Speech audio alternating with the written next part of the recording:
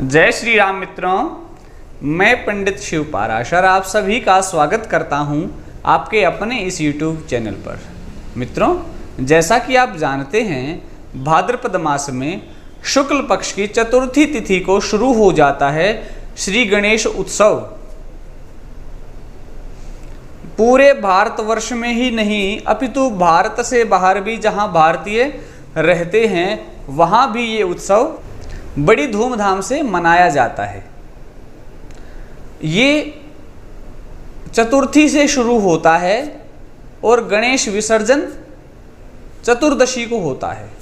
तो इस वर्ष 22 अगस्त शनिवार से ये महोत्सव शुरू हो रहा है और 1 सितंबर मंगलवार तक ये उत्सव चलेगा। इस दौरान आप भगवान गणपति की पूजा करके उन्हें प्रसन्न कर सकते हैं, मन चाहा आशीर्वाद प्राप्त कर सकते हैं। श्री गणेश जी आपकी मनोकामनाएं अवश्य पूरी करेंगे। थोड़ा सा यह मैं आपको बताना चाहूँगा कि जो परब्रह्म परमेश्वर हैं वो 5 देवों के माध्यम से अपने कार्य करते हैं। ब्रह्मा जी के माध्यम से उत्पन्न करते हैं ये सृष्टि उत्पन्न की, अन्य सभी वस्तुएं जड़ चेतन वस्तुओं का निर्माण किया। विष्णु जी के माध्यम से पालन करते हैं और शंकर जी के माध्यम से सृष्टि का समय आने पर संहार करते हैं। देवी दुर्गा जी के माध्यम से विग्रह करते हैं, कोई महामारी बीमारी इस तरह की जो चीजें हैं वो। और गणेश जी के माध्यम से अनुग्रह करते हैं, जिसका अर्थ ये हुआ है कि गणपति ही एक ऐसे मात्र देवता हैं जो ईश्वरीय प्रेरणा से आप सब लोगों को आशीर्वाद देते हैं, आप पर कृपा करते हैं। अन्य सभी देवता भी कृपा करते हैं, ऐसी बात नहीं है कि और कोई कृपा नहीं करता, लेकिन ईश्वरीय प्रेरणा से यानी ईश्वर ने गणपति जी के माध्यम से ही लोगों को आशीर्वाद देना है, ये तो तय है। तो ये जो उत्सव है श्री गणेश उत्सव, ये 22 अगस्त शनिवार से शुरू हो रहा है, 1 सितंबर मंगलवार को पूर्ण होगा। उस दिन गणपति जी का विसर्जन होता है। हालांकि शास्त्रीय मर्यादा नहीं है गणपति जी के विसर्जन की, लेकिन लोकाचार में या परंपराओं में हो रहा है तो हो रहा है। आप इन दिनों में भगवान गणपति जी को प्रसन्न करने के लिए एक छोटा सा प्रयोग कर सकते हैं। ये मेरे अनुभव की बात है, हमने लोगों को बताया है, लोगों ने इसका लाभ भी उठाया है। अगर आपकी कोई मनोकामना है तो गणपति जी के चरणों में अपनी मनोकामना, अपने मन के भाव रखिए। 41 दिन के अंदर अंदर ही आपकी मनोकामना अवश्य पूरी हो जाएगी, ऐसा मत है मेरा। करना क्या है आपको, जिस दिन ये उत्सव शुरू हो, गणपति जी की प्रतिमा का गंगा जल मिले हुए जल से स्नान कराइए। रोली का तिलक लगाना है, सिंदूर अर्पित कर देना है गणपति जी को,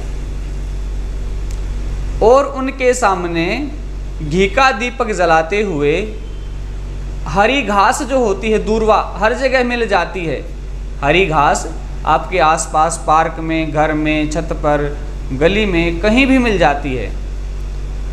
ताजा दूर्वा के 11 तिनके लीजिए और ओम गंगणपतये नमः इस मंत्र के उच्चारण के साथ ही गणेश जी की प्रतिमा के चरणों में वहां पर अर्पित कर दीजिए।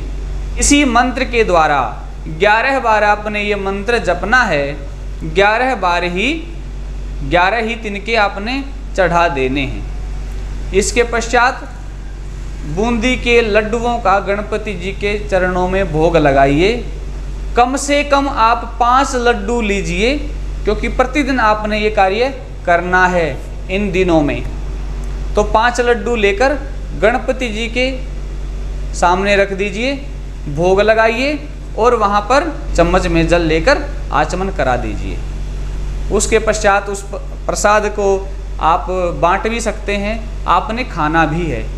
ये जो क्रिया है ये आपने प्रतिदिन करनी है और 1 अगस्त मंगलवार के दिन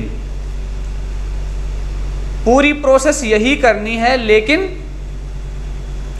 लड्डू 5 नहीं होंगे, अब की बार 1.25 किलो लड्डू का भोग लगा देना है और इसके बाद उस लड्डू को, उस प्रसाद को अपने प्रियजनों को खिलाइए, अन्य लोगों में बांटिए और आप भी स्वयं खा लीजिए।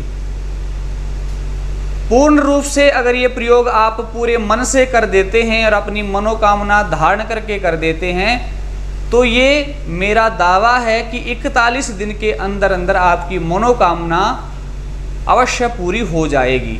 अगर आपके घर में क्लेश है, विघ्न है, तो ये याद रख लीजिए, इस बात का ध्यान रखिए कि श्री गणेश जी विघ्नों के स्वामी हैं, उनको हर लेते हैं।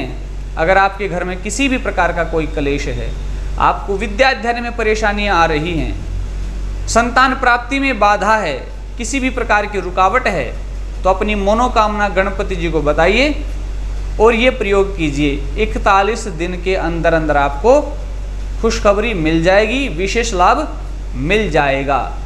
मित्रों, आज के इस कार्यक्रम में इतना ही। ये वीडियो कैसी लगी कमेंट करके बताएं और आगे भी इसी प्रकार के हम वीडियो आपके लिए लेकर आते रहेंगे। तब तक के लिए जय श्री राम।